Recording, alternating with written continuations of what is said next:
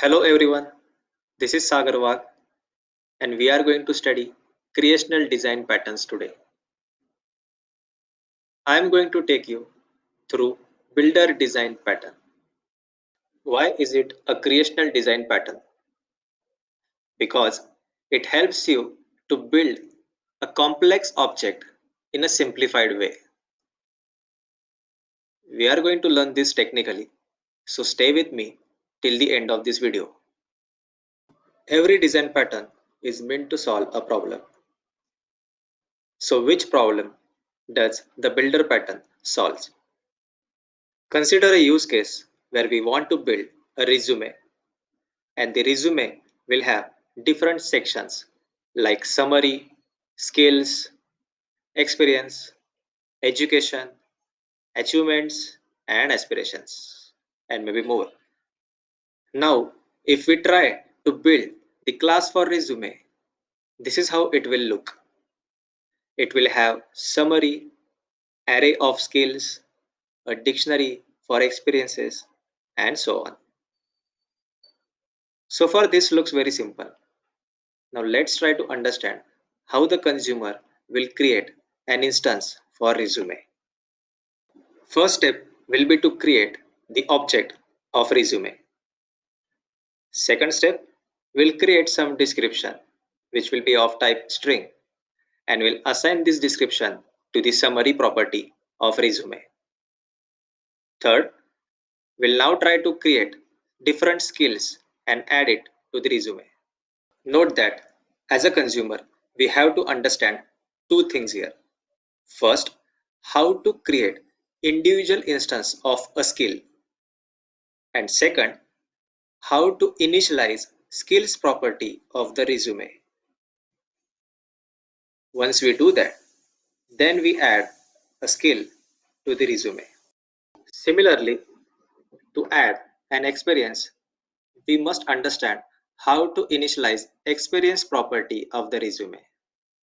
And once we know that it is a dictionary, then we'll try to add an experience in the format that is expected by a dictionary.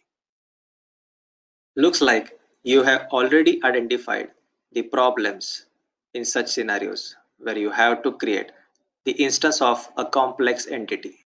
So let's note down all the problems. If I have to create a complex entity, I have to remember different property names and their path. Secondly, I also have to remember their data types, how to initialize them, and how to use them. Yes, I understand. You are not already liking this. But how to solve it? Well, here is the area where builder pattern will help you out. To create your own house, you don't need to create your own windows and doors. Builder pattern will help you out to build the entire house based on your inputs. Now let's try to understand this programmatically. For that, we are going to create our resume builder. This resume builder will internally have the instance of resume already created for you, and then it will expose the simple methods so that you can create or you can initialize different sections of the resume. For example, set summary, which just accepts the summary that has to be set to the resume. It will internally take care of binding it to the right property. Similarly, you can also have another simplified method, set experience, which accepts only experience and the name of the company.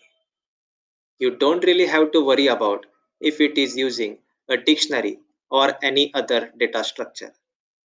Just send the experience and company and it will bind it to the right property of the resume. Well, you can also have set skill, which accepts skill and the rating. You don't need to worry about if it is a list or array or anything else. Just send the skill and ratings and the set skill method will do the job for you. At the end, we will have to expose a public build method that returns the resume instance to the consumer. Now let's try to understand the usability pattern from the consumer point of view. Now this is the code which we wrote previously, and this is how the consumer will refactor it for the simplified approach. It starts with creating the resume builder instance and then invoking the simplified methods on it. Set summary, set skill, set experience, and done.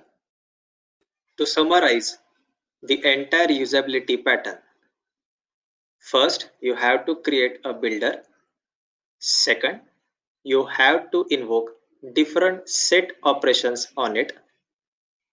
And at the end, do not forget to invoke build method on the builder, because that method actually returns the entire instance which you are trying to create. Now, let's try to understand builder pattern with the help of block diagram, where you have a consumer who wants to consume a complex entity, and this complex entity has nested entities which are also complex, and also it has complex data types. Now to make your work simpler, you have to introduce a middle layer called builder that specifies different simplified methods to initialize the complex parts of the complex entity, making the job of the consumer simple. Let's try to note down all the advantages of the builder pattern. First, builder pattern helps you to forget about the inner complexity of the entity and only ask to specify how you want to build that entity. Secondly, complex object creation becomes very simple compared to when you had to do it by yourself. And third, builder pattern can be of great use when you want to expose your application to the third party applications. Builder pattern will help to hide the complexity of your application to the third party application. Also note down other examples where builder pattern can be useful. First one, assume a case where you have to fill a complex contract exposed by a third party API, and you want to make it very simple for the developers to initialize the request. Second example is where you want to create a policy document which internally has a very complex structure. And third, you want to build a complex graph with the minimal inputs that you understand. You must be wondering now, when should I use builder pattern? Well, for that, you have to consider these questions first. Question number one, do you have a complex object structure that makes it difficult for a developer to create an instance out of it? Question number two, do you have a third party entity that is difficult to understand, but you still want to create an instance of it in your application? If the answer to any of these questions is yes, then you should go for builder pattern. Well, that's it. I hope this was helpful and now you understand the builder pattern. And as I always say, this is just a starter video. This is not going to make you master in builder pattern. So keep reading more and more about this online. Try to get more hands-on experience on builder pattern. Try to get more in-depth knowledge about design pattern. Please subscribe for the upcoming videos and do share all of them with your friends. Thank you. Thank you so much.